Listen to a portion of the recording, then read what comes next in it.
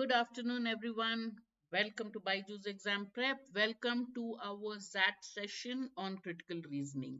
What I have done now, approaching has been spelled wrong, so I shall move on. What we're going to look at is we're going to look at different types of critical reasoning questions that you can be asked. But as we have kept telling you, most often or most of the questions are inference or conclusion based. All right. Good afternoon, Amav. So first, before I start, I keep forgetting this. I hope you can see me and hear me clearly. Sarita, Amav, both of them can. So I assume I'm okay. As you know, CR is an important part of the VALR section of XAT, not just for the standalone CR questions. Every RC question in XAT is a conclusion-based question.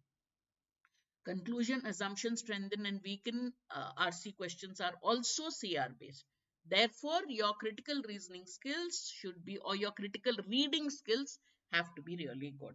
About 6 to 10 standalone CR questions are asked, which test your logic and reasoning skills. And these should be taken as short RC passages, and generally they are easy to moderate level. One question once in a while turns out to be a little difficult. Like one year there was one on Swiss cheese, which took a little time to figure out. But that being that, the answer options are often, two answer options would be really confusing. So you have to have your basics right. You have to have the correct answer in your head when you eliminate options. So even one word which doesn't go in line with what you're thinking can help you score the uh, choose the right option. So what are the different types of questions asked in CR? Assumption based questions, because an assumption is never stated. So the easiest question for the question setter is the assumption that what is the author's assumption in the argument, what is he taking for granted when he comes to this conclusion. For a student, initially it's difficult, but once you know the formula for assumption, it becomes very easy. An assumption is the basis of a conclusion. So the assumption has to be right for the conclusion to be right. The wordings, the terms of the assumption are generally similar to that of a conclusion.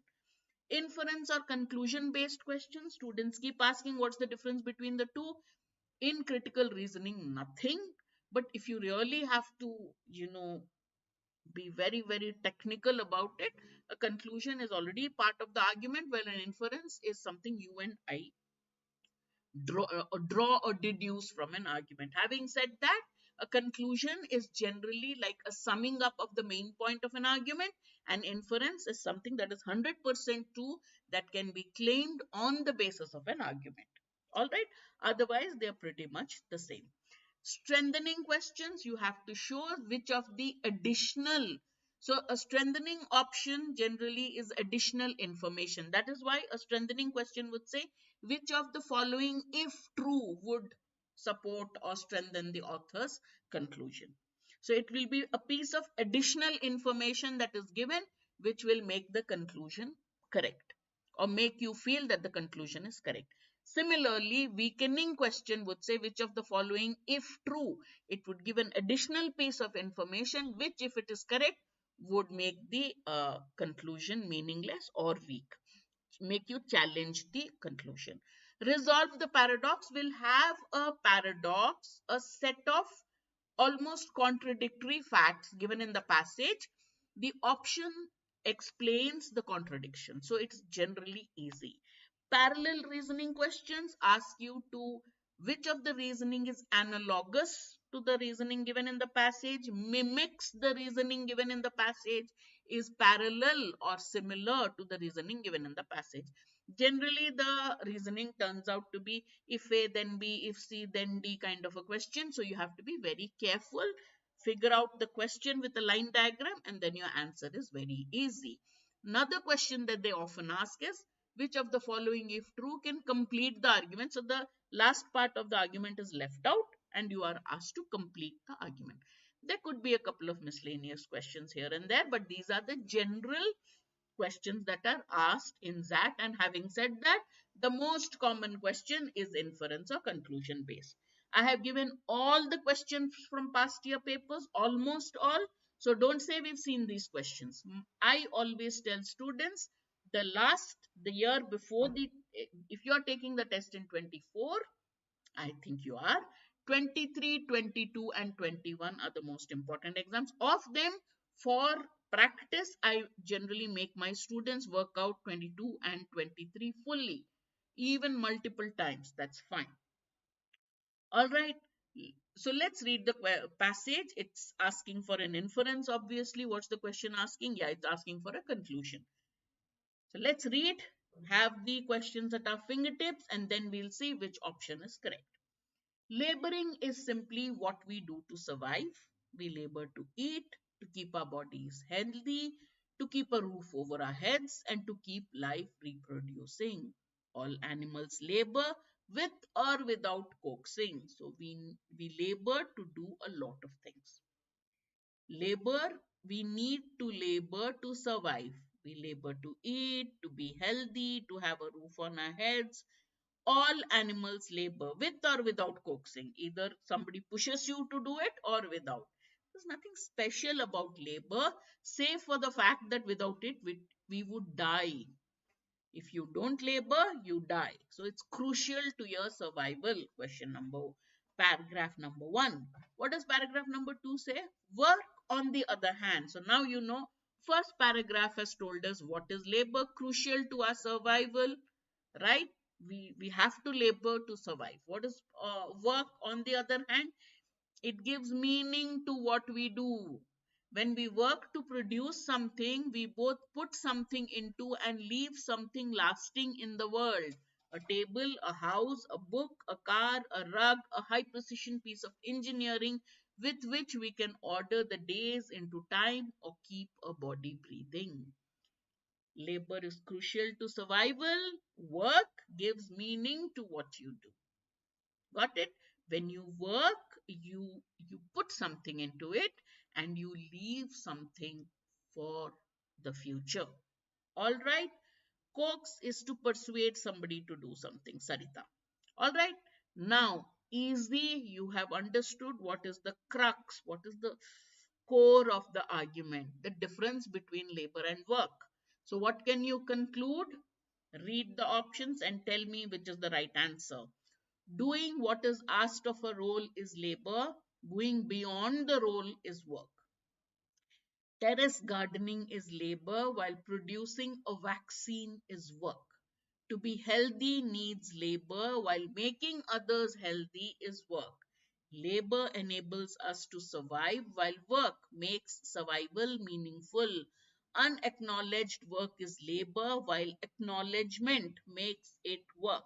What do you think is the right answer? A, B, C, D, or E? Remember, XAT has 5 answer options. Sometimes I forget, give 4 and then remember, oh, I have to have 5 options. Maybe one question here may have 4 options. Uh, those taken from past year papers will all have 5 options. All right, what's the right answer? Let me get the answer quickly from you. What's the main difference, according to the author, between work and labor?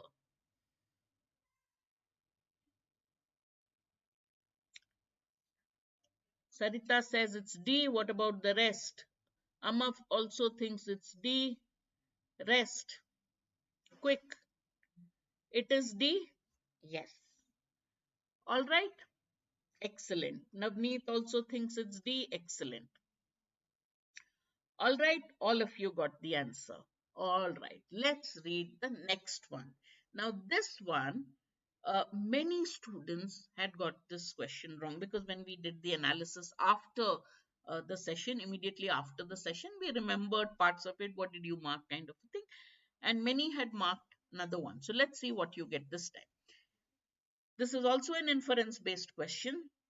The fundamental laws that govern the smallest constituents of matter and energy, when applied to the universe over long enough cosmic timescales, can explain everything that will ever emerge. Now, simplify this to yourself.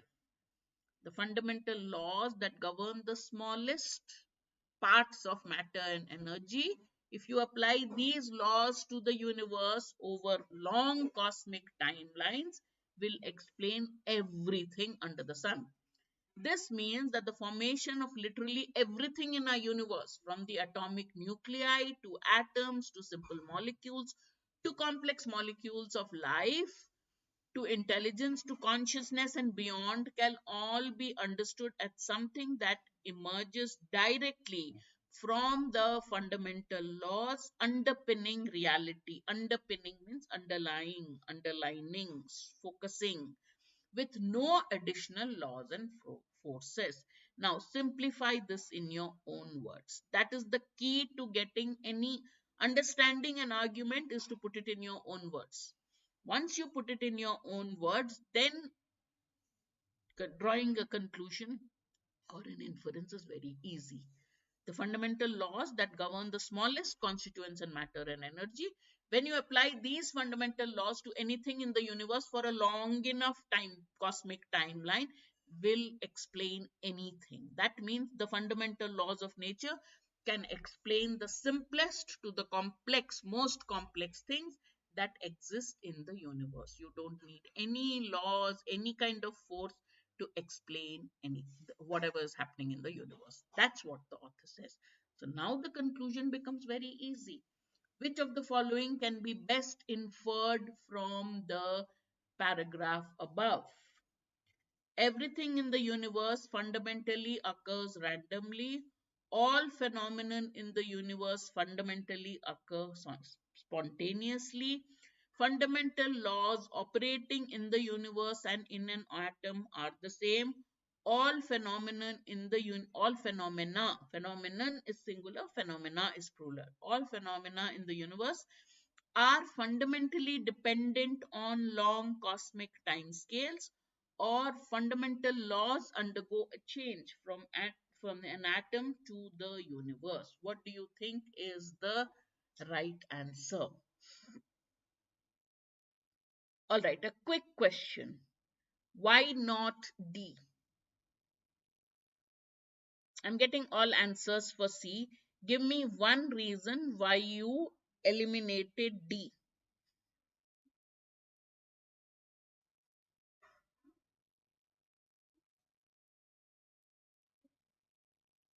I'm getting all C's as answers. My question is, what is the reason you eliminated D? Why is D not right?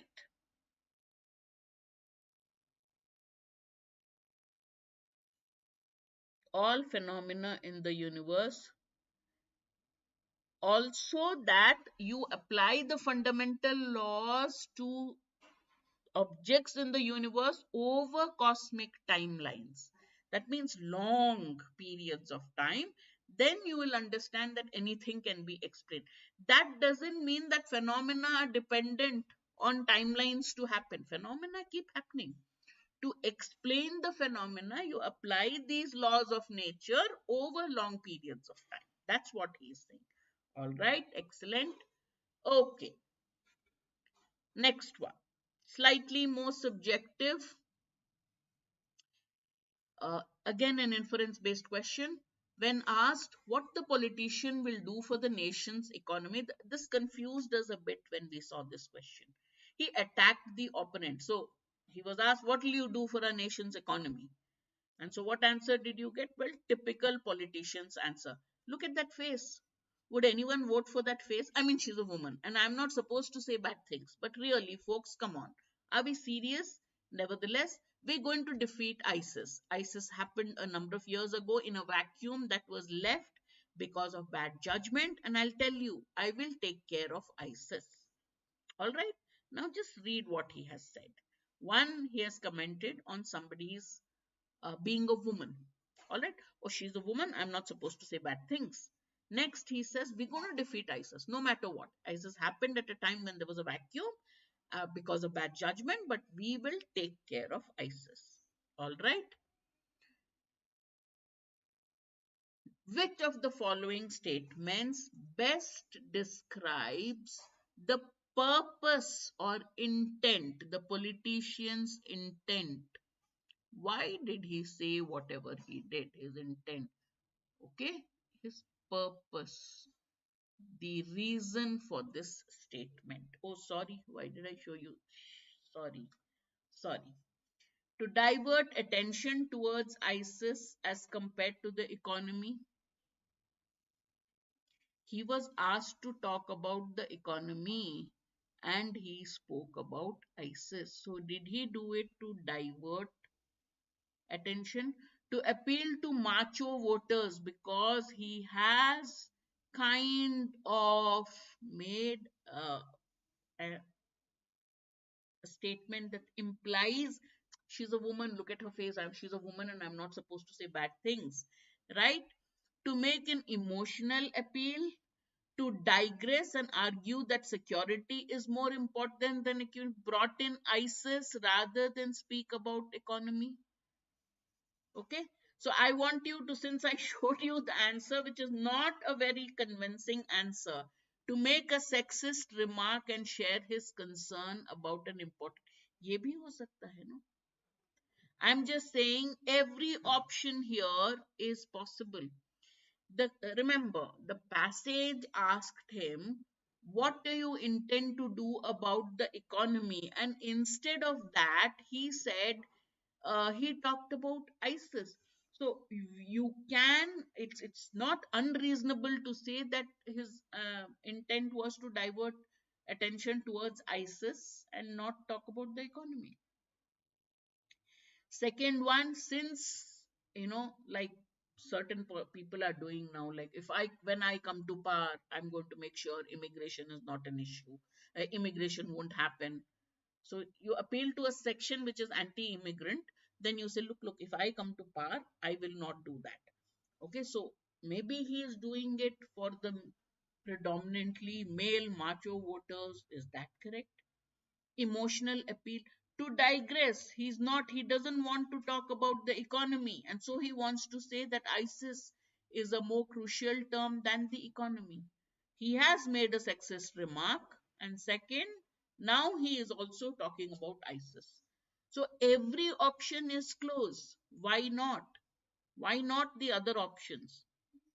Aish, by mistake you got the answer, but I'm saying, why is each now eliminate each option for me and tell me why not A, why not B? He has actually diverted attention from ISIS and not given any answer on the economy, because the first statement says, when asked about the economy, and he has not answered about the economy, he started talking about ISIS, which is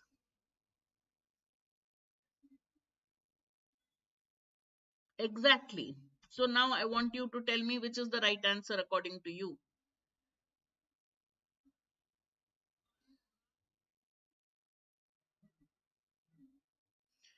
Okay, what is the difference? Tell me, what is the difference between option A and D? What is the difference between option A and D? I'll tell you, when you are faced with a problem, this was tough. I mean, I remember spending a lot of time on this.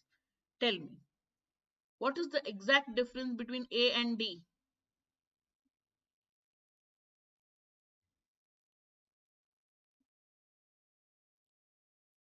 Nothing.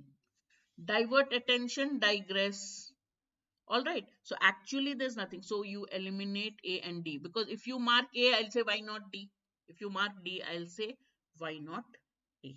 Now, if if he want to share his concern about an important issue, is ISIS really at the point he's speaking an important issue? Is his intention or purpose to make a sexist remark? He has been asked about the economy. So if you think, instead of answering about the economy, he makes a sexist remark and says, this does not tell you his purpose. This tells you what he actually did. This does not tell you the reason for his remark. E is actually telling you, breaking up his remark, that the first part of his remark was sexist. In the second part of the remark, he shared that, ISIS is more important, but he didn't so much share his concern as give his reassurance that, look, I'm going to take care of ISIS. So E is gone also. All right. Now, what about the others? To appeal to the macho voters and use fear as a tool to lure voters. But here he has given a reassurance. So there is no fear. He has not raised the specter of ISIS. He says, I will take care of ISIS. So he has not actually put fear in the minds of his voters. Rather, he said, I'll take care of it. So what is he doing? He is playing with the emotions of the voters. And one of you asked me, why isn't it too vague? Emotional appeal works for all of this. Emotional appeal is taking care. If you're worried about ISIS, it takes care. It also takes care if you're an anti-feminist. Emotional appeal, look, vote for me, I will take care of ISIS. So between all the options, C is the best of bad options. All others like A and D are the same, so I'm not going to choose. If I say A and D are only saying the same thing in two different ways. E doesn't really tell me the purpose. Okay, his intent it doesn't show, it just tells me his statement. Therefore, you go with C. And this is a question that will take you a long time. So in the exam, like you have to answer all the sections. So one of the things, I saw Gaurav's session yesterday, very nice session, 40 days to XAT or 30 days to XAT, something he had taken, very nice one, where he tells you exactly divide the time, like 40 minutes for each, extra buffer time for the rest, uh, for your uh, for your area of strength. So work like that. At that time, this is not a question you will be attempting if you are confused. But then if you have the time to give you 2.5 minutes and to go through the options, then you would get rid of it. All right. Okay, next one. This is something that requires a little bit of reasoning. All right. What is the question asking us? Best inferred from the above paragraph. But when you look at the options, you will see there are a lot of different types of people, their preferences has been given. Whenever I find this kind of question, I normally try to draw a line. I use the paper and pencil. Do that, it is easy. People who work in law, hotel and food services and technology. Okay, law, hotel, food service and technology. Okay, what do? They skip breakfast. If any of you fall in any of these categories, do you skip breakfast? Well, they were found to skip breakfast according to a recent study. May or may not be for the question setter. As for people, so these people skip breakfast. Among those who eat breakfast, ye to ud gaye, we are not interested. Among people who eat breakfast, as for people who eat breakfast and prefer a savory breakfast like an egg, the study found that they tend to make more money. Oh, really? I should start taking savory breakfast. Be night owls, that means they stay up very late in the night and prefer cats over dogs. If you prefer a sweet breakfast, you tend to like a donut, okay, which is sweet, and you tend to be a morning person. You like romantic comedies, and you're a dog person. Very easy. Lot of people skip breakfast. Among those who like savory breakfast are night owls, prefer cats, and make more money. Those who ate sweet breakfast, they eat donuts, they get up in the morning, they like romantic comedies, and they like dogs. Bus, easy. When you do it like this, it's easier. Now remember, people who skip breakfast don't come into the category at all unless the options talk about that. All right, what can you infer from the paragraph above? I'll give you time. Tell me A, B, C, D, or E. A preference for cats as pets over dogs usually is a result of eating eggs for breakfast daily.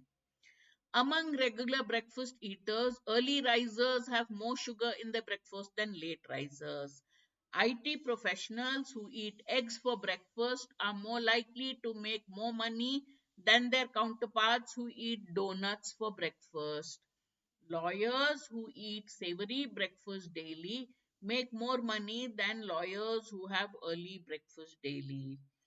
Hoteliers who eat regular breakfast are more likely to make more money than those who watch rom-coms regularly. Look at the list that you have and then decide.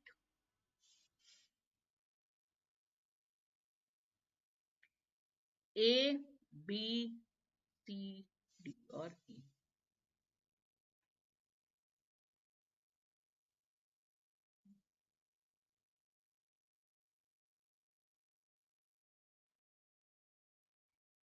Let me see the answers. Sonali thinks it's C. What about the rest? Navneet also thinks it's C.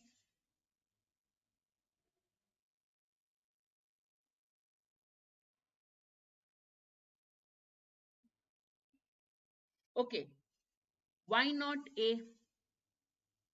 If you prefer cats over dogs, you eat eggs for breakfast daily, but is the preference you if you eat eggs, you prefer cat. These are two traits, but doesn't say one is a result of the other. Among regular breakfast eaters, we've only got a comparison between those who skip breakfast, those who eat breakfast. Among those who eat breakfast, do they eat savory or sweet?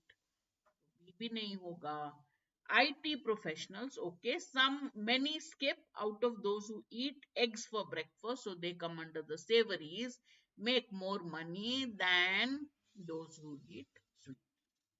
Okay, lawyers who eat savory breakfast daily make more money than those who have early breakfast. Early breakfast kahan se aa gaya? This was the most common wrong answer. Hoteliers who eat regular breakfast, we're not talking about regular breakfast. All right. So the answer is C. Okay. All right. Next one. Empirical observation. This is about goats. Again, inference based on conditions. Again, empirical observation told us years ago that goats were slowly becoming the new dog. And according to a new study, B nahi hoga. It cannot be B. Those of you who gave B, regular breakfast eaters, early risers, the comparison has not been given about regular breakfast eaters. Among those who eat breakfast, there was a distinction between sweet and savory. Got it? So regular breakfast eaters didn't come into those who skip breakfast and those who eat breakfast. Among those who eat breakfast, those who eat sweet and savory didn't say anything. Those who eat sweet tend to be early risers, tend to like dogs more. Okay, all that. Early risers tend to have sugar nahi. Those who ate sweet tend to be early birds, tend to be dog lovers. But it did not say regular breakfast eaters may say the early risers did this. All right. So the distinctions you have to remember that the main things you are looking for, any other word which is there is not part of our consideration. All right. The Royal Society released heartwarming research showing that just like humans, goats have no desire to interact with people who are angry or upset. They're much more attracted to people with big smiles. Attracted. Remember, this is the word we know. Okay. When 12 males and 8 females were released into a pen decorated with images of happy and angry humans, the scientists learned that goats can distinguish between happy and angry images. They prefer their humans to be happy. They prefer happy faces. All right. They are attracted to smiling faces. They prefer happy places. These are the two things you need to remember. And tell me what is Definitely true. Based on what is given, which one can you say is 100% true based on what's given in the passage? All right. When they look at a smiling person, goats are happy. When they look at a frowning person, goats are afraid of him. When they look at a straight faced person, they remain passive. When they look at a frowning person, they are sad. When they look at a smiling person, they run towards him. A, B, C, D, or E. Which is the right answer?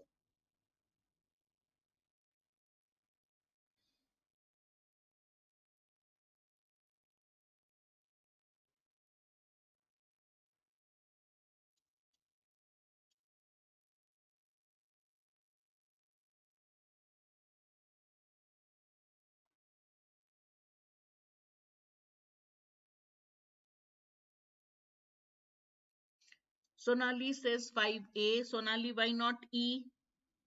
What's the difference between A and E? What makes A better than E for you?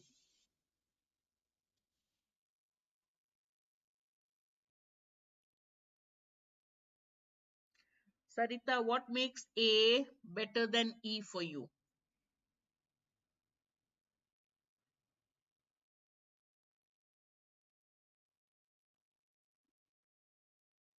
Amav, where has the passage mentioned anything about a goat's reaction to a straight faced person? They only talked about angry and happy. तो ये आप conclude नहीं कर सकते. The passage did not say anything about Navneet, Amav. The passage did not tell me anything. Where has they have not been given, they've only been released into a pen decorated with images of happy and angry humans. From where did you draw the conclusion about passive faces? You can't conclude about no expression on the face, goat ko yahi pasand aayega. You cannot say. They've only told us about angry and happy. Angry and happy are the only two conditions. Based on that, you cannot say anything about straight faced person. This is out of scope of the passage. Got it? Those of you who marked C got it. Why? All right. Between A and E, I told you the two words to see is they prefer and they are attracted to. Okay. But we don't know whether that includes running towards him. This part of it, we do not know. Therefore, we only know A. Run towards him, hug him, lick him. Pata nahi. They're attracted, they prefer. Doesn't mean they run, they walk, they crawl. We can't say anything. Got it? That's why it is A. All right. What is an assumption based? What is an assumption? The basis of a conclusion. Okay. So for an assumption question, when you read the passage, first identify what is the conclusion. Why not D then? Again, you don't know. They prefer to interact. They prefer to interact with a happy person rather than a frowning person. So we don't know whether they are sad or angry when they see a frowning person. They prefer happy people. That's all we know. We do not know their reaction to a frowning person. Whether they are sad, whether they are equally angry, whether they frown. Got it? Only what can you say is 100% true. All it says is they don't have any desire to interact with people. Maybe they stay away from them, but they may not be sad. They are indifferent to them. So you can't say sad. Maybe they are indifferent. Maybe they are angry. We don't know. They just don't interact with people who are angry or upset. They are more attracted to those with big smiles, much more attracted. That means less attracted towards the other kind, right? Prefer could mean they are happy. See, here. They have no desire to interact with people who come off with angry. They are much more, the fact that they're attracted and they prefer their humans to be happy means that they are happy with happy human beings. That's all you can say. In general, they prefer happy faces. So they are happy with happy faces, but they put off bad. This is again the best of bad options. This definitely not, this definitely not, this definitely not. And run towards him is X. That's why I said A and D are close, but this part we can't say. This much we can say. Got it? Okay. So as I said, identify the conclusion. The assumption is the step towards the conclusion. It acts as another premise. Now read the premise. If highways were restricted to cars and only, so if you have highways with cars and only those trucks with capacity of less than 8 tons, then what would it result in? Truck traffic would be forced outside highway. If you had only cars and trucks with less than 8 tons capacity, then most trucks would be forced to go outside highways.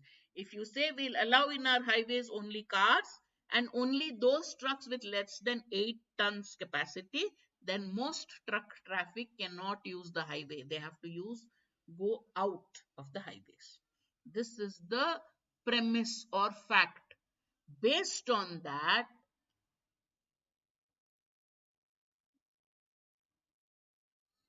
he's come to the conclusion, if you reduce truck traffic, then you will also reduce the risk of collision on highways. If you have this condition, truck traffic will reduce, and truck traffic will reduce means fewer collisions. Got it? These are the two facts given.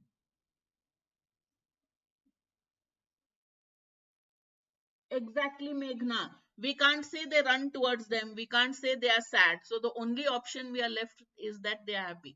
Prefer had been given, that would be the perfect choice. But it would not be given to you like that. They will never give you a tailor-made answer. So what is our answer? Goats prefer happy faces, happy people. Goats are attracted to happy people. Those are the only two terms we have.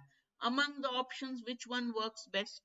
If people are happy, happy faces are around them, goats are attracted to them, they prefer them.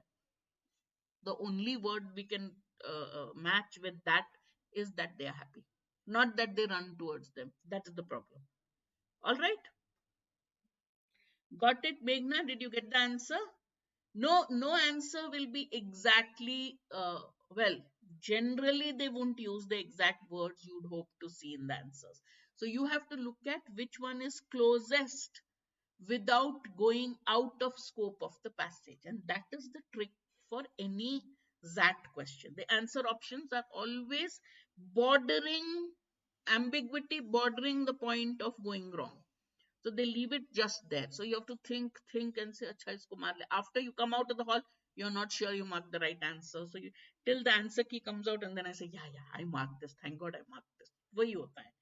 Okay? Okay. What is the assumption? If you allow highways with cars and trucks with less than 8 tons, most trucks cannot use the highways. It will reduce truck traffic on highways. Reduced truck traffic on highways will reduce the number of collisions on the highway.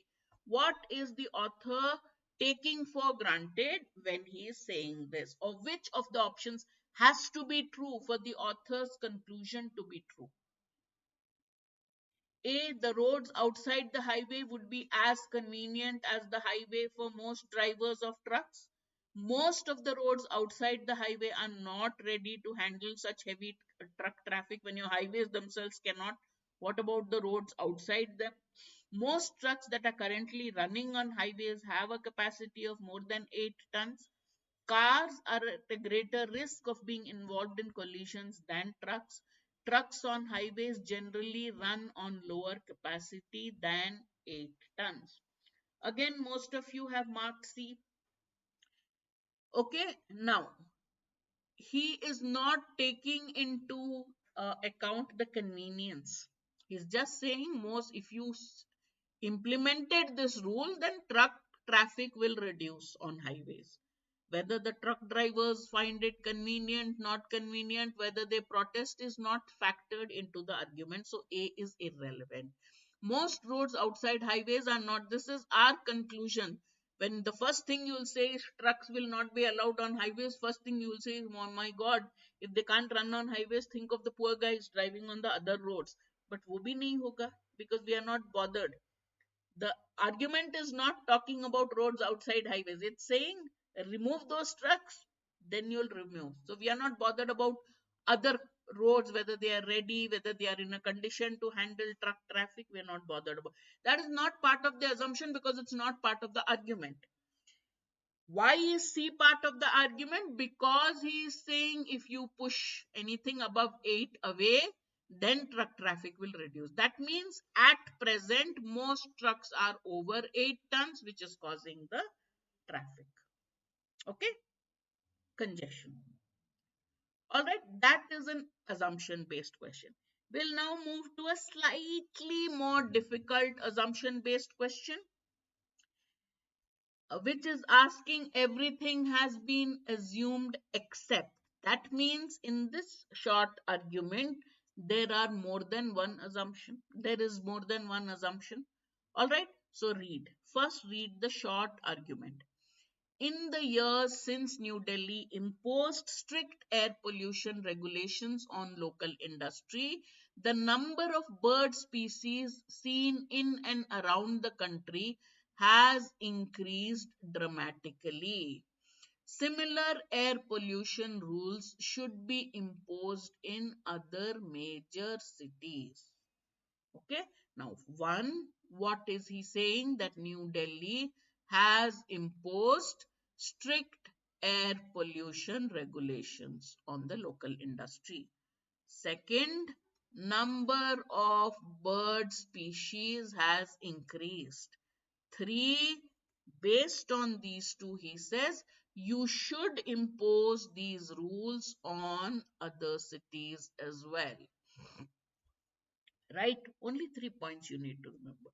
But you have to look at 4 assumptions which are part of this, or easier for you, which assumption is not part of this, because he is asking which of the following is an assumption made in the argument. All of the following or each of the following is an assumption except. In most major cities, air pollution problems are caused almost entirely by the local industry. Air pollution regulations on industry have a significant impact on the quality of the air. The air pollution problems of other major cities are basically similar to those once suffered by Delhi. An increase in the number of bird species in and around a city is desirable. 2 assumptions are very easy to identify as part of the um, argument. Out of the other 2, I haven't given 5, unfortunately. Out of the other 2, you have to look at one which is definitely not an assumption. The other is doubtful, but one which is definitely not an assumption. Amav thinks it's A. What about the rest?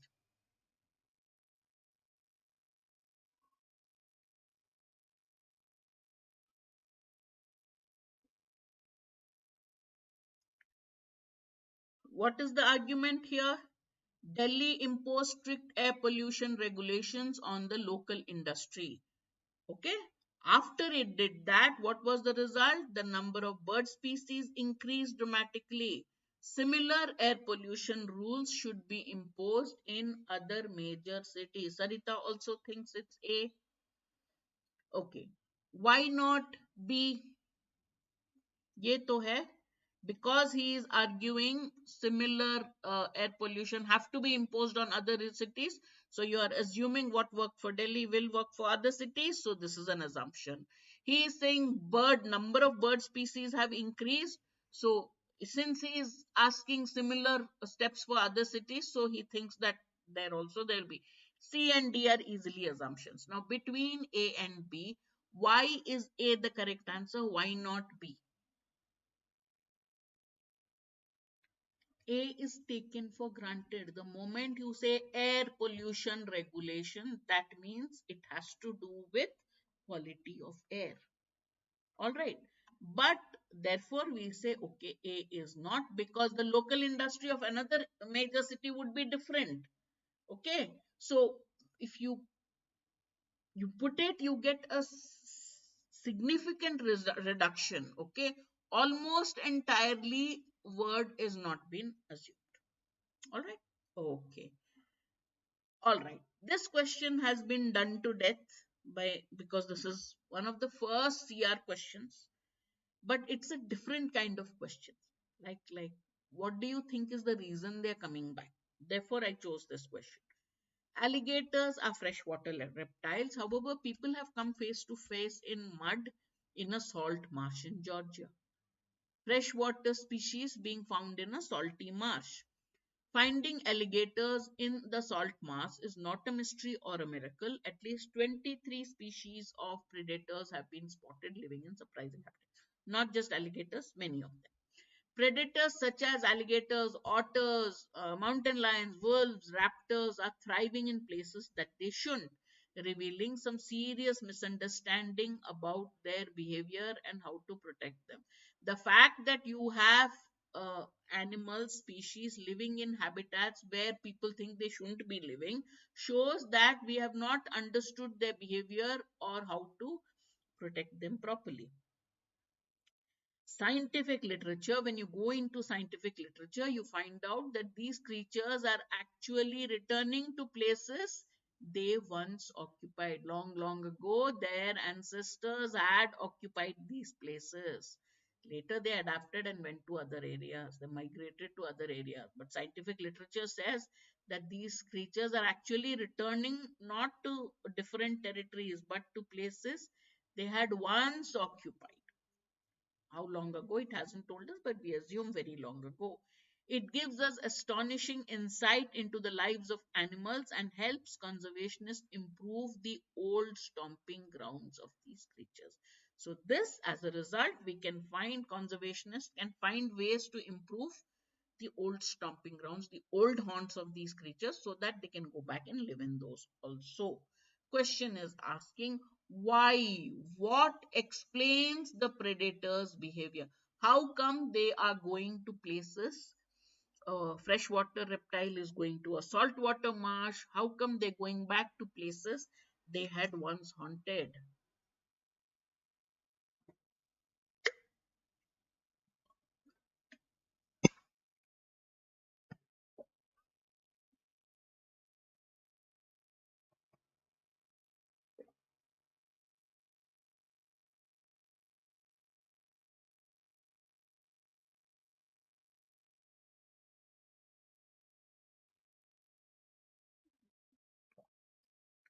Help me eliminate each option. Let's say you mark D, till now I'm seeing two D's. Uh, not A because of this word or this something, not B because of this.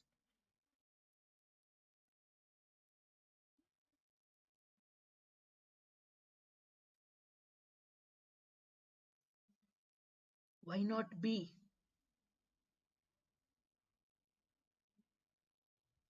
Why not C?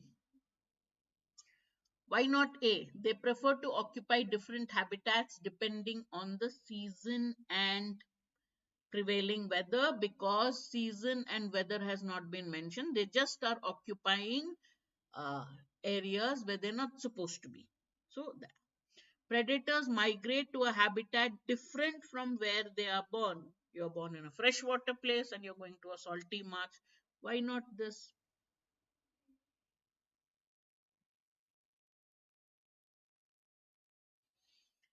We don't know. We don't know that all migrate to a place different from where they are born. Predators are fully aware of where they were born. Why not see? Same for C. Okay, it's not given where they were born. Perfect. See, their ancestors, old stomping grounds, their ancestors were there. There's no way these guys would know. So probably something genetic. But we can't say have. So because he says plausible explanation in the, so most students say, how can we say they have a genetic? How come all the options are strong and definite in their assertive statements? How come?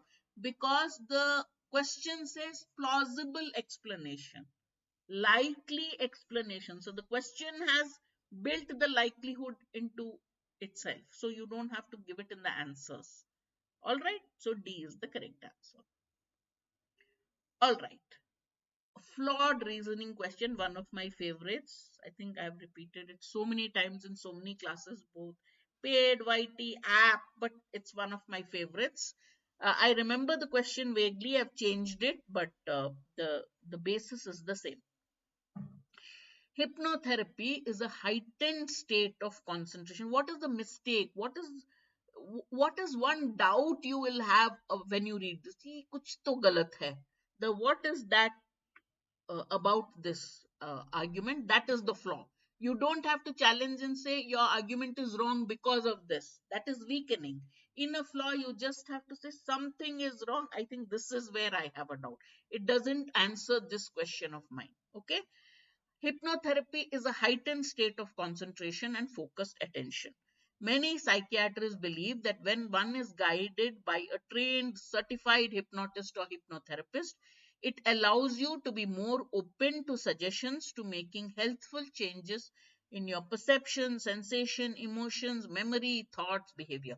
So basically, psychiatrists say hypnotherapy, hypnosis is good for us. That's all.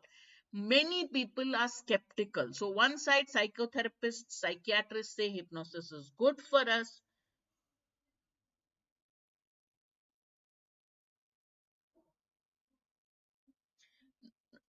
One is that, and second is not almost entirely, right? It could be any source, but they found that it helped.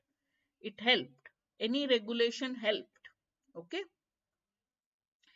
It did mention regulations on the local industry. Okay. Air pollution regulations on the local industry. It did mention. But here it is saying, so such impositions should be put on others, means air pollution regulations, similar regulations on others. So yeah, your explanation is correct. Yes, Meghna. All right. So now, psychiatrists say hypnosis is good for you because it does all this. Many people are skeptical. Really? Whether hypnotizing really works. This says gadbad hai, something about it. The moment somebody says hypnosis, that's the thought that comes. When hypnotized subjects, when you hypnotize a subject, in a study they did this, when hypnotized subjects are told that they are deaf, okay, and then they are asked whether they can hear the hypnotist, they reply no. Okay. Now, practitioners and advocates of hypnosis say, so I hypnotize you. Okay. And my hypnosis is such that I am hypnotizing you into thinking that you are deaf. All right. So when I'm doing it before others, I say, okay, now how do I make sure that you really have been hypnotized? I'll ask you that, can you hear me? And the hypnotized subject answers no. All right. Practitioners and advocates of hypnosis explain that this result by stating that the hypnotized subjects generally do not function as a whole. Their selves are dissociated into separate parts. The part that is deaf has no connection with the part that replies. Got it? Do you get the reasoning? Okay, with its flaws and its good points. Okay, that some people are skeptical when hypnotized subjects are told, listen, you are deaf. And then to check, they'll say, can you hear? The hypnotized subject says no. Now, the person who's advocating hypnotherapy says, listen, when you hypnotize a subject, the subject is divided into parts. So, the hypnotized part of the subject remains hypnotized. The part that is answering is the other part. Got it? What is the flaw in this explanation? It's a classic flaw question. You can answer many flaw questions based on this.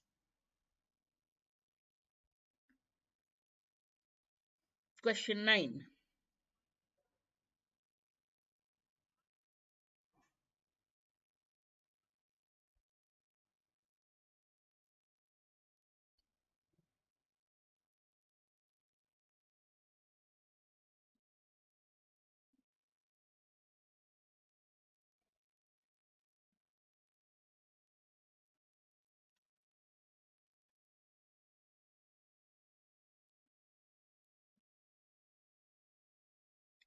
Sahil, how does that point to a flaw? The subject's awareness doesn't matter, no? The key is the explanation में क्या गलती है. Explanation is saying the subject has a dissociated part, one part which is hypnotized and one which is answering my question. How is the subject's awareness of this a flaw in his explanation? I am hypnotizing only one part of the subject. The subject is aware if he had said, but he has not said that. He has explained the can you hear? No. Based on that, he has explained that listen, the part that is answering can you hear is different from the part that has been hypnotized. Understood? So, the subject's awareness about the dissociated parts is not important, is irrelevant. The explanation says that hypnosis, the process involves that the subject has parts are dissociated, the part that is replying is not the part that is hypnotized. So E is not the answer. What is the answer? The part that is deaf cannot answer your question, right? So if the dissociated part is the one that is not hypnotized is answering, why is it saying no? It can obviously hear. So why doesn't it say yes? No क्यों बोल रहा है? Can you hear? Obviously, if you are answering my question, you have to say yes, I can hear you. But why is it saying no? Got it? So how can that be? Why do we don't know that all subjects respond uniformly? When they are told that they are deaf and then they are asked, can you hear? Okay, they are saying no, which itself shows that they can hear. How are they answering the question if they cannot hear? So if it is dissociated parts, then the dissociated part can answer yes, no, yeah, I can hear you. The hypnotized part cannot hear at all. Now the fact that it's saying no, I cannot hear shows that it can hear. So that is the question. Why doesn't it answer the question in the affirmative? The negative part shows that it's actually able to hear, right? So that is the whole point. So sunai de raha hai, but why is it saying no? Okay, then they will tell you that they believe they can't hear even though the mouth is saying that, well, a lot of things. Okay, another flawed reasoning question. Read it and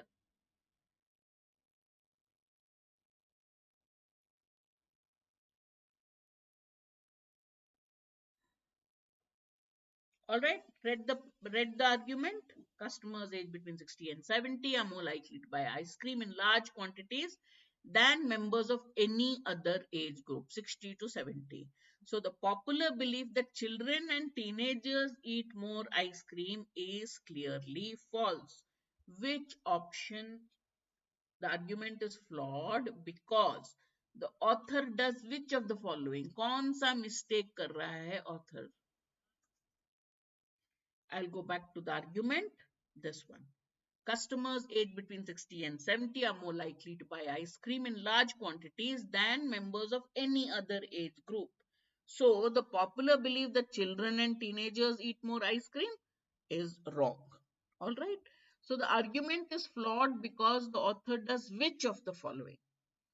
He does not give statistics of the demographic groups and their ice cream purchasing trends. He doesn't mention any other age group other than 60 to 70. He cites popular belief as evidence for his conclusion. He doesn't distinguish between buying and consuming. cites only ice cream and ignores other favorites such as, no problem, no problem. All right, what's the answer? Um, Saurav, Amav think it's D. What about the others? There is a slight lag generally in YouTube. I find there's a slight lag um, between what I say and your response. Um, but as long as you watch, you give your responses, I'm fine. All right, Navneet thinks it's D. What about 10? I want the other answers.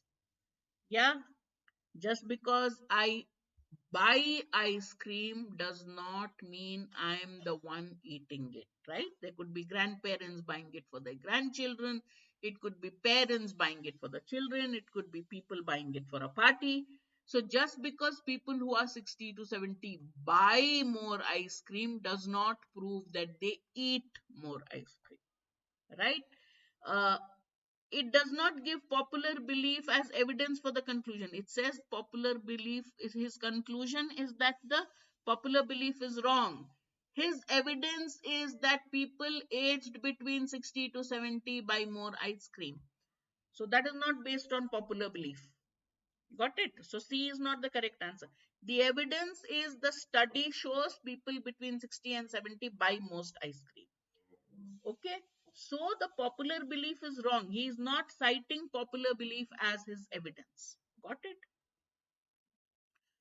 Okay, last question of the set. Not this is an what kind of question is it? Weaken the argument. Not wearing a seat belt in a moving vehicle is illegal and punishable.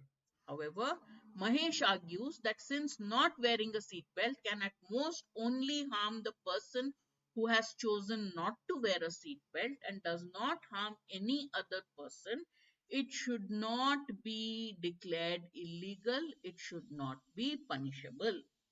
Okay, not wearing a seat belt is illegal and punishable by law. But Mahesh argues that look, when I'm not wearing a seat belt, I'm not harming any other person. Okay, therefore, it can only harm me. Therefore, it should not be illegal or punishable. All right. Question is asking which one, if true, would weaken Mahesh's argument?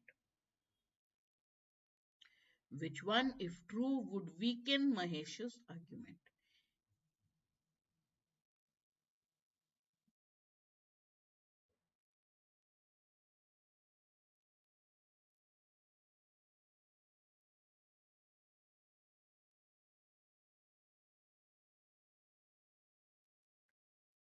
The argument is that by not wearing a seatbelt, I'm not harming anybody other than myself. So you weaken it by saying that, listen, if by not wearing a seatbelt, you are injuring other people. So both A and B are correct. C is the correct answer. I chose this for you to understand the crux of the argument. Not wearing harms only me, not others. How will you weaken it? By saying that it harms others also. So that is how you weaken an argument. All right. Okay. I hope you enjoyed the session. We will be having critical reasoning as part of the crash course also, where I'll give, Vikrant will take that. I'll give you slightly more difficult questions. This will be like the basics. So after this, we'll look at more difficult questions in the same pattern, mostly inference conclusion, one of strengthening, one of weakening, one of other types, so that when you face those questions in XAT, you can answer them. And they will be part of your RC also. You get 6 to 7 standalone CR questions and you get CR questions, inference and conclusion based questions. Even in, yeah, but public health resources comes from whose money? You are indirectly harming me by causing me economic hardship. It's my money. Public health resources are being used to treat you. Doctors' attention is going to you. So you are in a way causing collateral damage. Overall, you are harming the community. By the cost, medical cost is also a burden on others, right? Um, Our crash course every day, 7 p.m. Watch it. Every subject we will handle in that. Therefore, including decision making, we will be doing essay writing also. So it's a comprehensive course which will act as a good complement to the course that we are taking for the paid students. So both together will help you ace that. All right, you can talk to our counselors if you are interested in any of the courses we offer in BYJU'S exam prep under the MBA coaching category. Your CAT score uh, feed into our calculator and percentile predictor and our college predictor to know with your profile and your CAT score what are the IMs, what are the B schools that you should be preparing for. No, that's not outside knowledge. Any public health resource that you are using is a public burden, right? So that's not outside knowledge at all. But a little bit of, I mean, that's extended logic anyway that works. Okay, it's common sense more like. All right. Follow us on our social media channels so that you get notifications of all the sessions that we're going to take for you. All right. I will see you again very soon. Take care. Bye bye.